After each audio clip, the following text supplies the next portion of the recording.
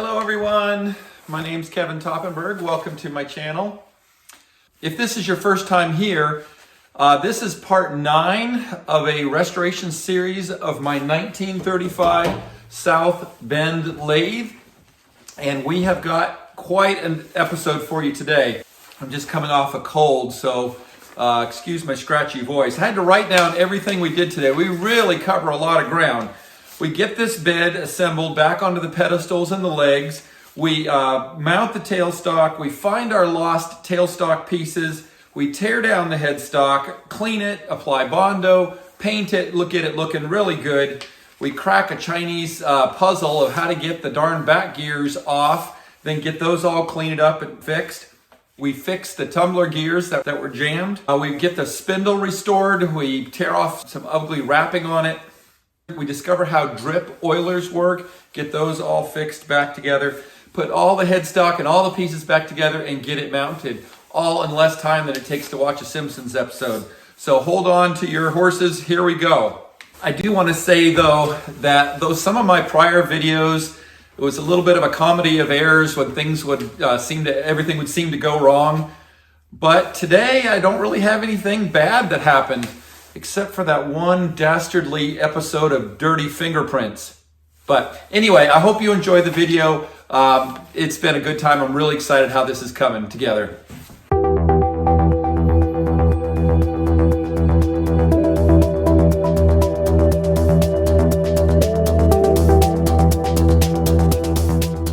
Hey, look at that! The lathe is coming back to life. Does that not look wonderful? The 4 bolts go through there and they go down into the pedestal. On this side, the tailstock side, threading was in the ways. Let's get the tailstock back on. And by the way, I did find these 2 little metal pieces that I had printed out of 3D plastic. These are the metal ones that the plastic ones copied. I had taken them over by my wire wheel. When I get a chance, I'm gonna have to take the plastic ones out and see how close I was on the measurements. There she is. It doesn't slide very smoothly. We're gonna need some oiling.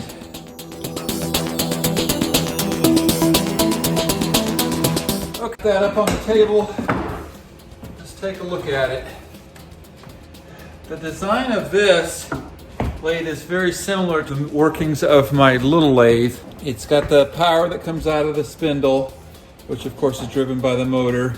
It then goes into this rocker, which changes whether it goes forwards and backwards, whether it goes through an extra idler or not, through the gears, and then back out through this drive shaft. Of course, it's more robust and bigger. I need to figure out how to get this off as my next step. I just noticed when I got underneath here that there's this as a retention device. Well, this turned out to be a lot easier than I thought it was going to be. Once I removed that retaining piece, this actually just slides up and out like that. Sweet. So down in there are chips. The archaeologist in me wonders, what's the history of those? What part was being made? What year was it?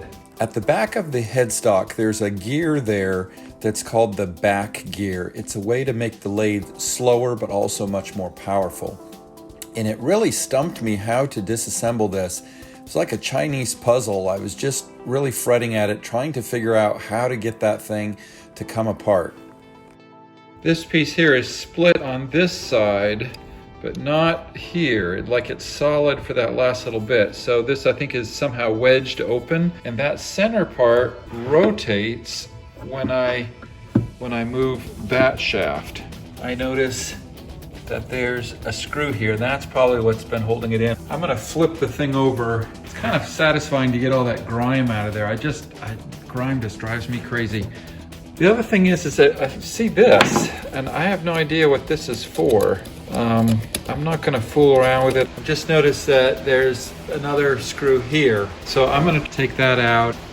There's a pin, I guess that stops the rotation. That center shaft is moving down in here. So this end piece is coming out like that. This then just comes out. This split piece also knocks out. What I really need is a parts washer. Yeesh.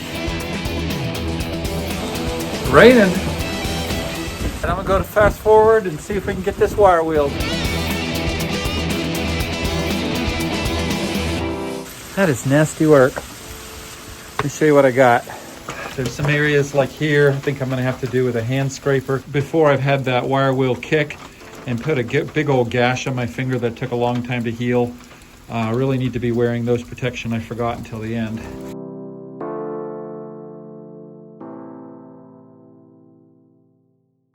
That sleeting rain is turning just a little bit into snow.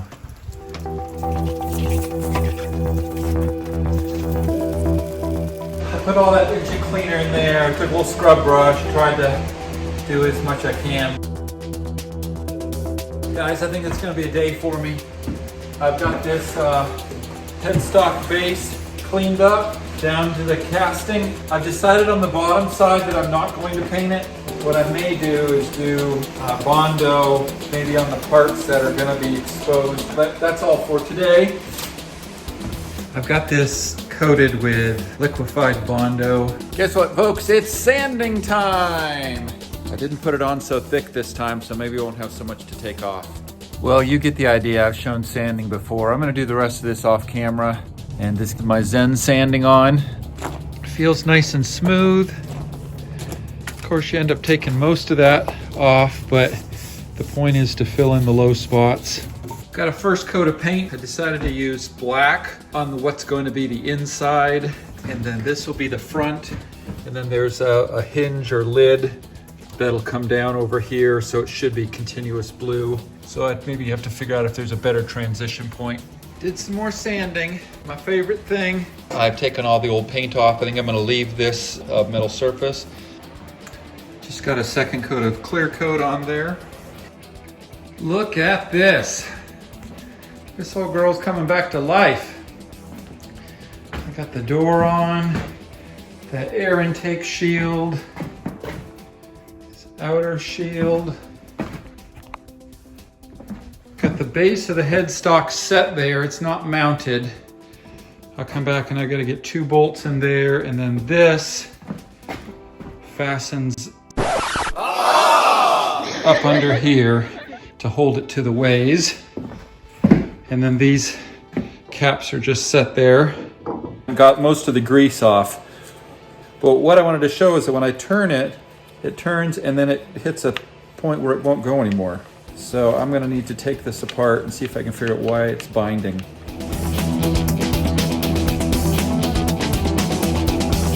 I got this off, and just to show how this works, there is an oil hole right here on the outside. If I put a line through that, it comes out in this groove, and then that groove had a little felt piece that would retain the oil, and then that would provide oil on the inside of these gears. Now, if you notice here, this one drops right in and it spins freely. This one, when I go to put it on, it goes freely up to right there, and then it sticks on something. And I cannot really see what that is, but I'm gonna go put that in my lathe and just polish it a little bit with some fine grit paper and see if I can get that to go on there. That may have been what was sticking. And I can see some scoring on here as well. So I'm just gonna try to polish that up in there a little bit.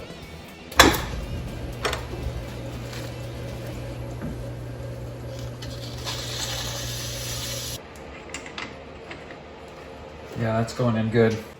So I think what has happened, there's a ring where there's been some scoring, and I think that corresponds right to about this level.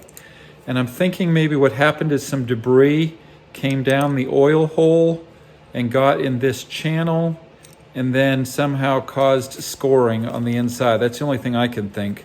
Anyway, that spins smoothly now. I think I'm about done mechanically with this. I put some WD-40 down there. I don't know if there's any debris. I tried getting this nut off. I tightened it up pretty tight and I hammered on it and I still couldn't get the bolt to come loose. and I don't know that I really have to. So I'm just gonna run a bunch of petroleum stuff down there, try to make sure it's good and flushed, and then we'll follow it with some oil.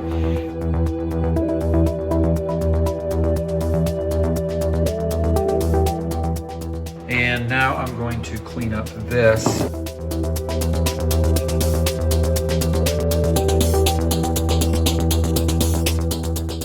Got it cleaned up, degreased, wire wheeled.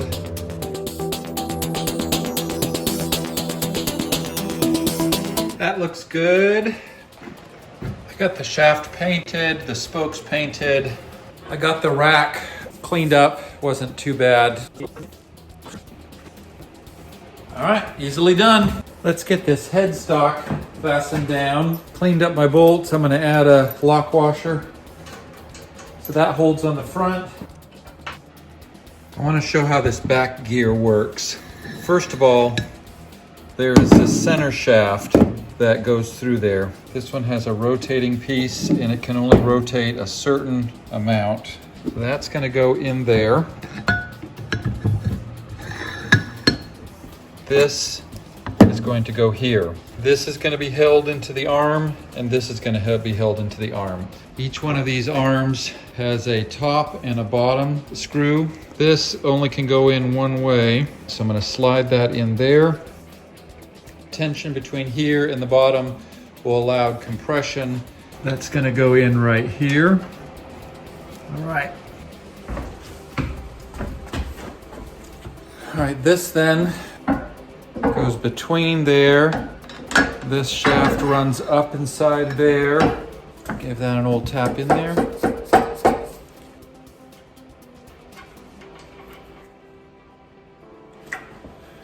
All right, that rotates there. Depending on how tight I make that, it seems to adjust the tightness on that rotation.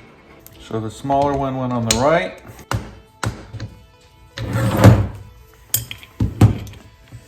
And I just remembered I forgot to put in the oil retainers.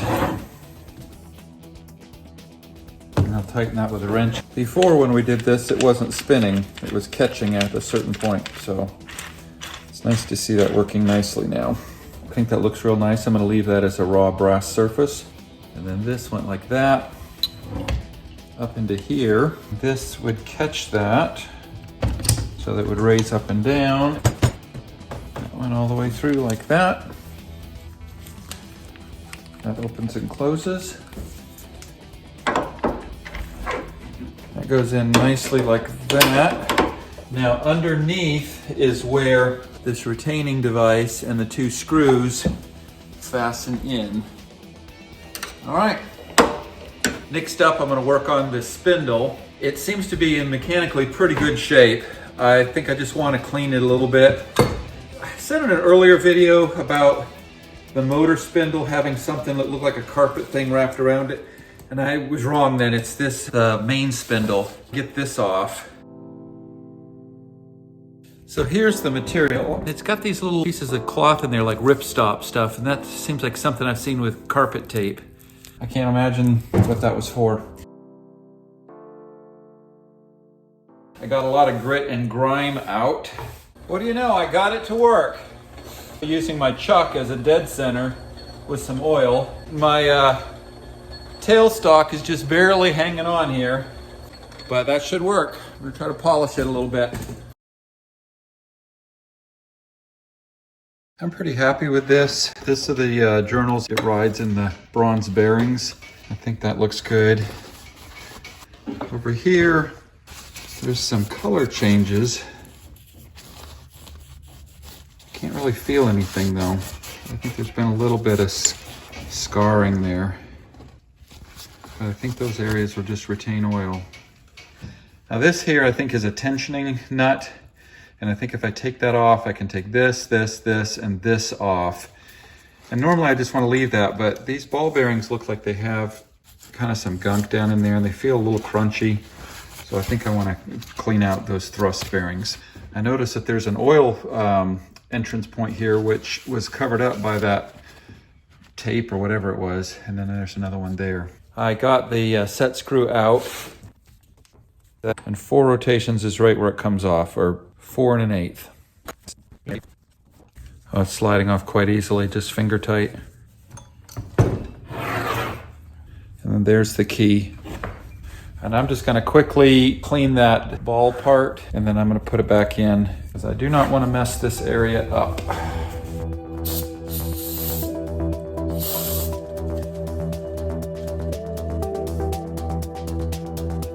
So I got all the parts cleaned. I polished them. First on this piece, and there was a polarity to it. That keyhole doesn't go all the way through, and also there's a step off, and that part's gonna go down. It's gonna go over that key. The bottom of the thrust bearing. The balls of the thrust bearing, which I got nicely clean.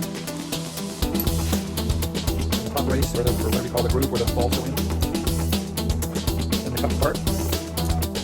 Then the brass ring, the brass washer. Then we've got the key. It's in there. Then the gear. That slides down just hand tightness. This is where the set screw goes in, and I don't know if you can see, but it doesn't go all the way through because there's a plug on the other side, and the plug has threads on it, so that when that set screw goes in, it does not bugger up your threads. I think that's pretty cool. That's 4. That would be an 8 right there. Big moment.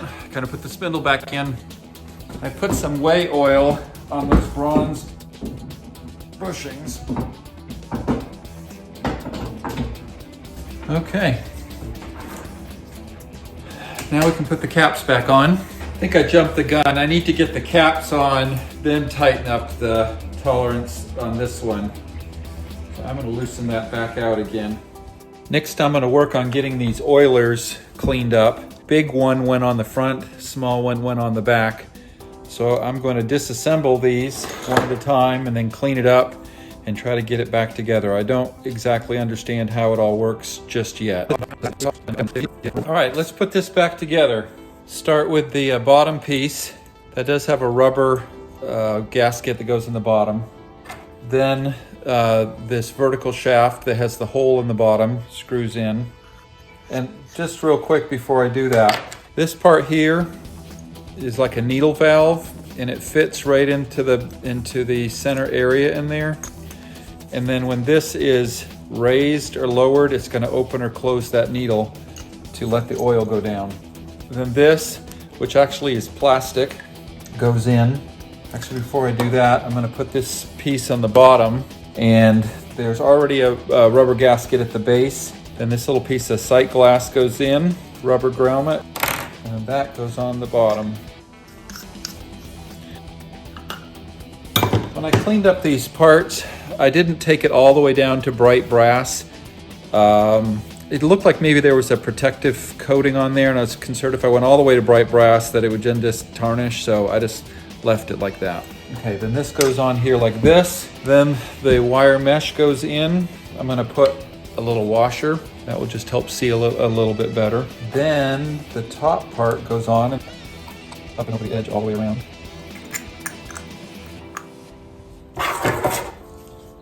Now we'll put in the needle valve. Now I think that this may not be an original product. The lathe was made in 1935. I don't know whether plastic was common in 1935. I didn't think it was around that early. And then also at the bottom, right there, it says Japan. I'll start working on the next one. Interestingly, this one says Essex Brass Corp, Detroit, Michigan, USA. So that apparently is how you can adjust. It's got like a fine adjustment. It's interesting that that piece folds up and makes, you know, like a little ratcheting sound, whereas this one, it's just flat. It's almost like maybe it was supposed to bend up. I'm gonna take that off and bend it. Yeah, this makes a lot more sense. So now you can make a fine adjustment how much that needle is engaged down in the drain. So I put some whey oil in it. If you look in that sight glass when I lift this up, drip, drip, drip. I get slower and slower. That's pretty cool. And then flip it and it should stop. I'm ready to assemble all of this. I got my shims For those who don't know, shims go between the top and the bottom. We'll show it over there so that you can tighten the bolts tightly, but yet still have a little bit of enough of a gap that the spindle can spin. We'll put a shim there and a shim there. Well, it won't, the shaft won't move at all when I got it tight. So I'm gonna put another little bit of shim underneath there. I have this shim stock is 5 thou. So in addition to the 30 thousandths that was with this shim, I have a 5 thousandths. We'll see what that does. All right, that's tight. That did it. I like it. We'll get the front here.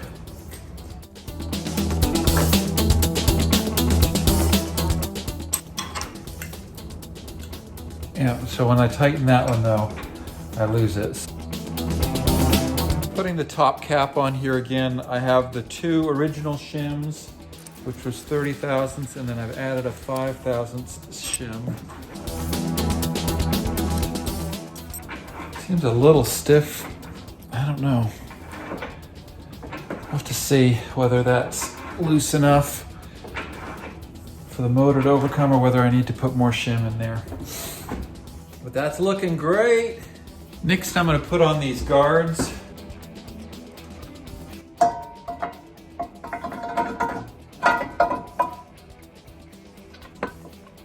That looks so good. I really like the way that looks. All that work with painting is coming to fruition. Man, that looks good.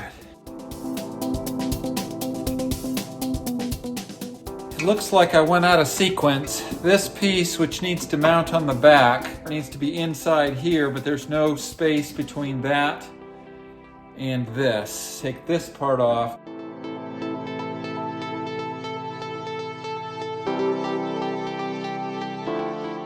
The next thing I think that has to happen before I can put this back in is there's a cover that attaches in here. This cover has a pivot, a point on the end. All right, let's go put that on. Oh, I did it backwards. Oh, it's gonna take a minute. All right, now let's try to put it on. Got the pivots tight. That closes over like that. Now, let's put the back gear assembly in again. And that. Now, guards back on.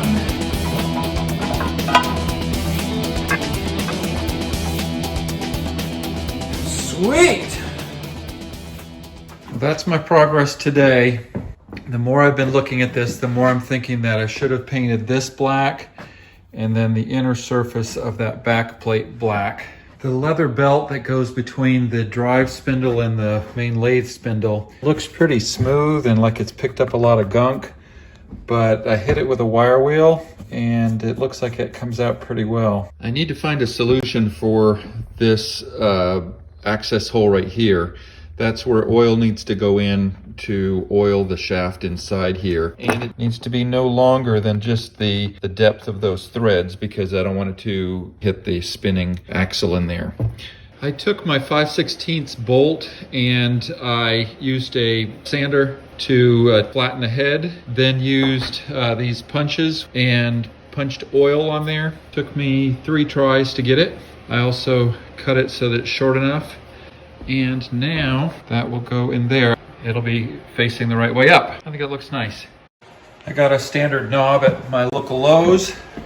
I think that fits in pretty well with the rest of the lathe. Okay guys, that's all for today. Thanks so much for watching. You want to stay in next time where we're going to get the electrical system working and the motor's actually going to come to life. I'm going to give you just a little sneak peek.